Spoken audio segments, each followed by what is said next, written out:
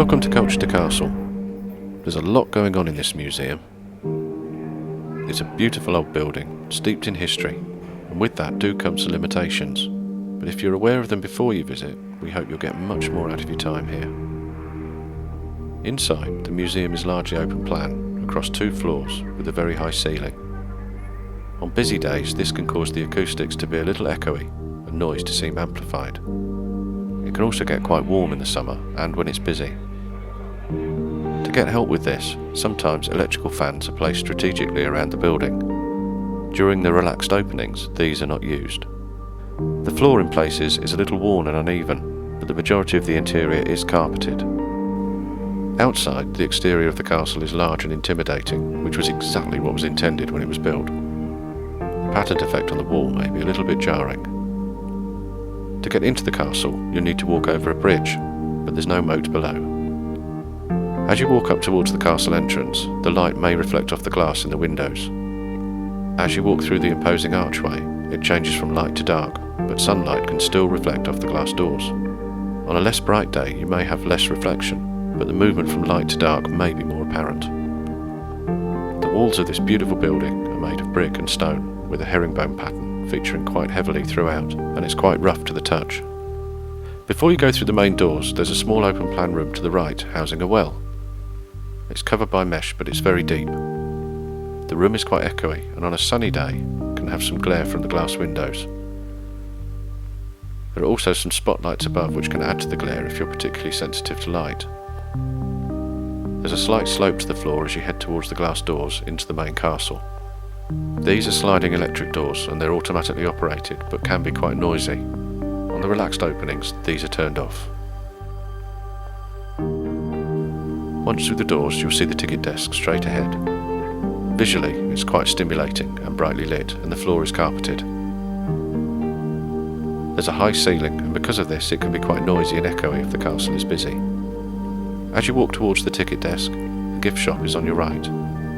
You'll be able to exit through there on your way out if you want. But if you prefer, you can come back this way via reception. At intervals throughout the day, a Sonne Lumiere animation film is played onto the back wall of the castle.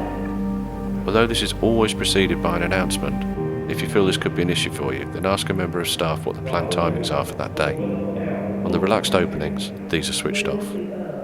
After you've got your tickets, you're then ready to have a look around.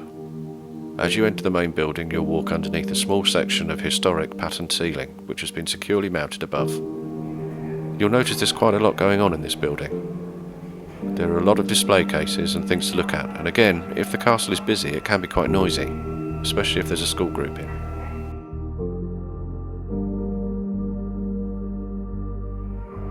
As part of the exhibit, there is a screen that plays some short films.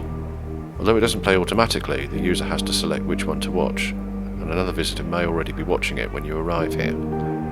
On the relaxed openings, this is switched off. This area isn't too bright, and there is some seating here too.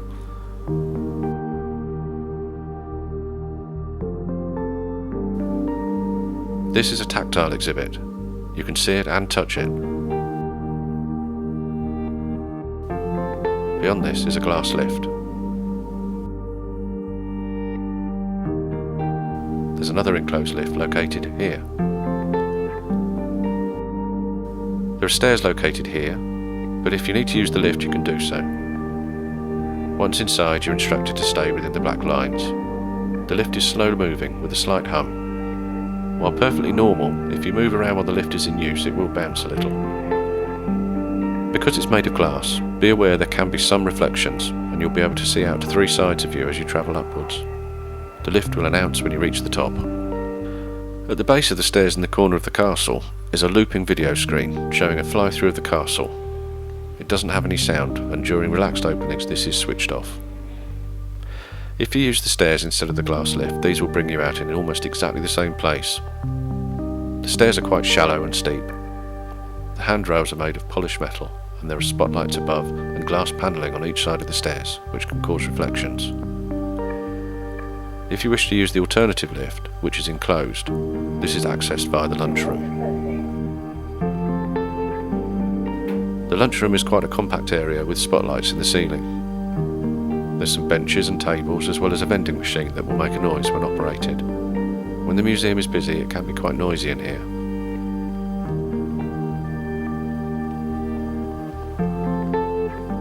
The first toilet on the left is a disabled toilet with a sliding door. Separate men's and ladies' toilets are also available in this area. All toilets are fitted with electric hand dryers, but these are switched off during the relaxed opening sessions, and hand towels are provided instead.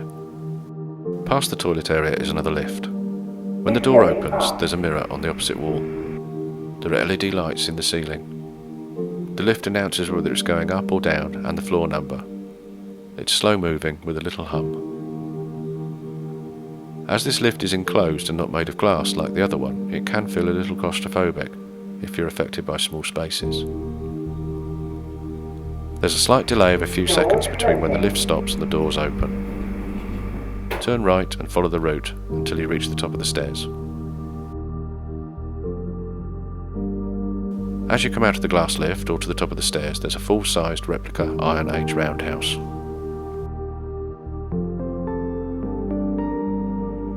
To the left, there are two banks of exhibition cases.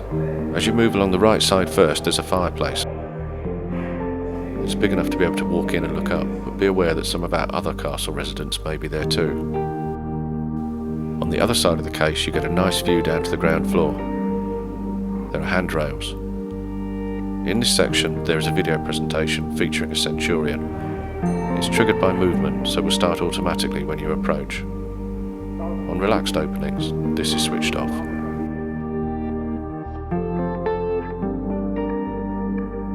There's quite a lot of audio-visual stimulation in this area. As you approach, you may see movement overhead. When you're close enough, you'll see that there are two screens in a triangular arrangement playing video footage above your head. A speaker is also located above. Beyond the AV area, there's a display with a push button allowing you to vote on whether you think Colchester should have been destroyed.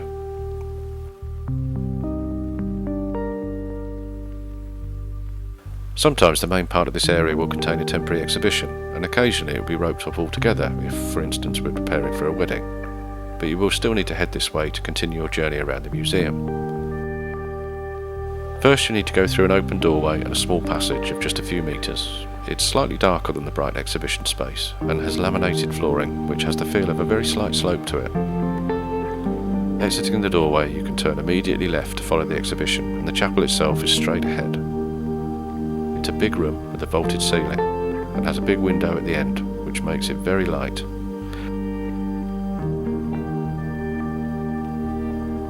Once out of the chapel, on the left is a bank of 5 machines.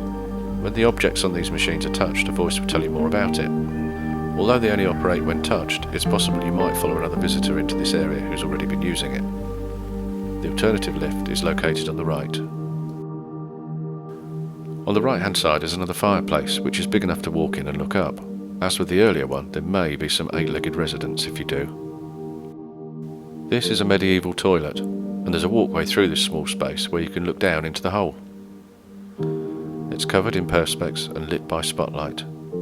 The floor is uneven in this short walkway and isn't carpeted. There's also a point in the route where the spotlight can shine in your eyes, depending on how tall you are.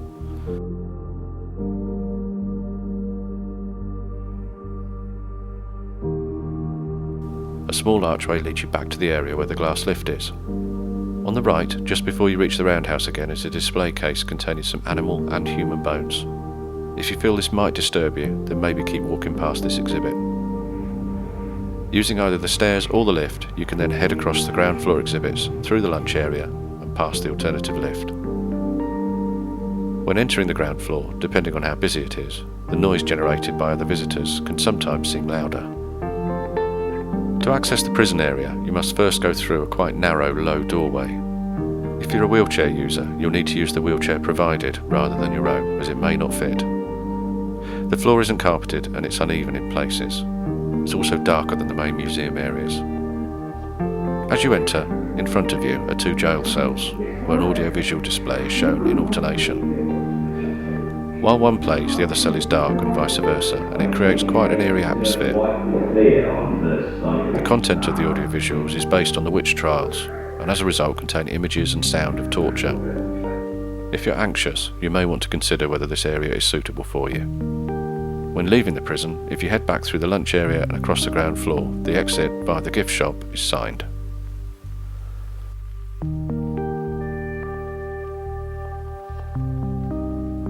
Just before you reach the gift shop, there's a room that during the relaxed openings is used as a sensory room. The lighting in here is more relaxed and features some coloured lights too. During normal opening, there's a film playing on the back wall, but this features a man talking, so it's not too loud. This is switched off during the relaxed openings. If you don't want to visit the gift shop before you leave, you can leave via the same way you came in, past the ticket desk. As you exit the building, there'll be a change from the darker environment of the castle into the daylight. We hope you found this film useful and that you enjoy your visit to Colchester Castle.